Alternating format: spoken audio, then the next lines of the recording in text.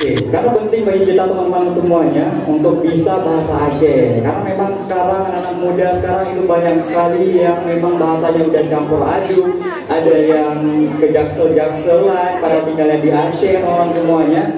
Jadi inilah dia persembahan mendongeng tentunya yang disajikan dengan bahasa Aceh teman-teman semuanya. Jadi hari ini juga kita akan menyaksikan berbagai persembahan-persembahan lainnya juga, bukan hanya mendongeng. Mungkin barusan juga kita baru saja menyaksikan persembahan komposisi tari, dan ada juga tari Nusantara, dan sekarang kita beralih kembali yaitu mendongeng. Nah, mungkin di belakang saya ini sudah ada sebuah properti pohon. Apakah pohon ini akan disajikan oleh teman-teman bahasa dan sastra Aceh pada hari ini dengan properti pohon ini? Kira-kira bakal jadi apa pohon di sini? Langsung saja kita saksikan kembali. Inilah dia final mata kuliah mendongeng, persembahan dari semester 2 Prodi Pendidikan Bahasa dan Sastra Aceh. Selamat menyaksikan.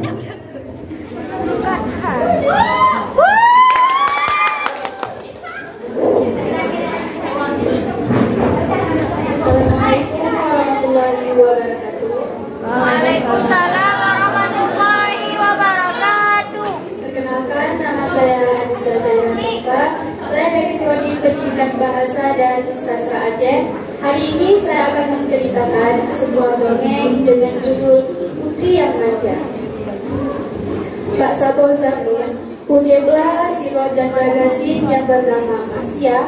Si Romo Masya itu meminta kain mamun, dan kain mamunnya dibentuklah bak salah satu warung. Tapi Masya Nasiro Adegara yang sangat cantik.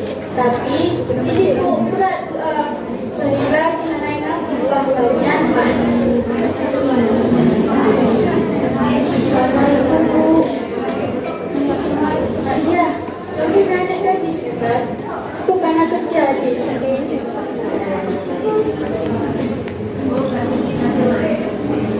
Waalaikumsalam Bu. Kalau mantan-mantan di rumah kamu, karena aku boleh bantu Pak Warung, kerja Pak Warung tu. Oh, Cik Lontanya membantu dengan hasil semua dan tanya Kak semua.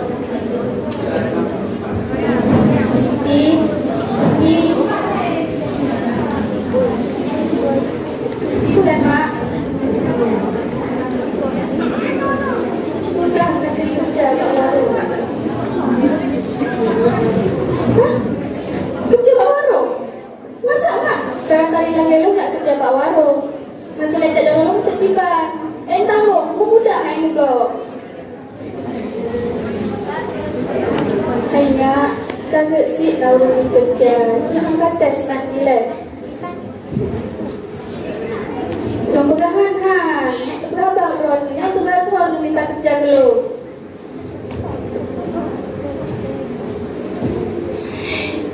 Allah nak punya anak pemanja wataubi.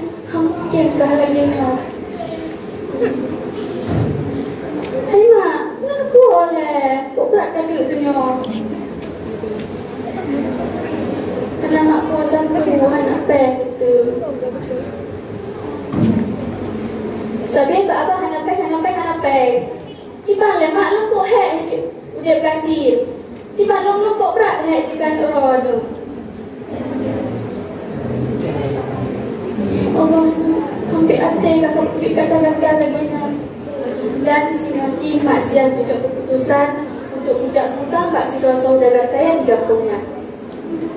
Dan anak terdirinya Pak Siantro di rumah saudara kayanya. Dan kepada Siti Tamang, tapi Siti Hanitim.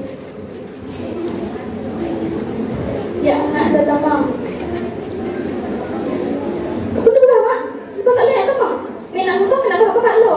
Malek tu. Total tak pernah luar mentang tu. Dan anak terdirinya Mak Sia Yutubi, Siraguba Sabon Talang tu.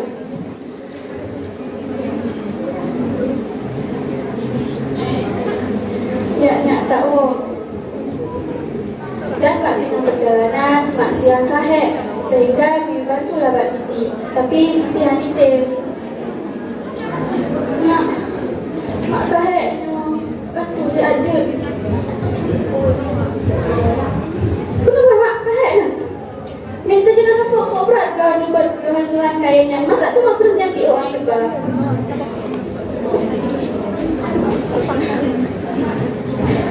Kan kejam-kejam nak baca. Dan Mbak tengah perjalanan, Mak siap ubah.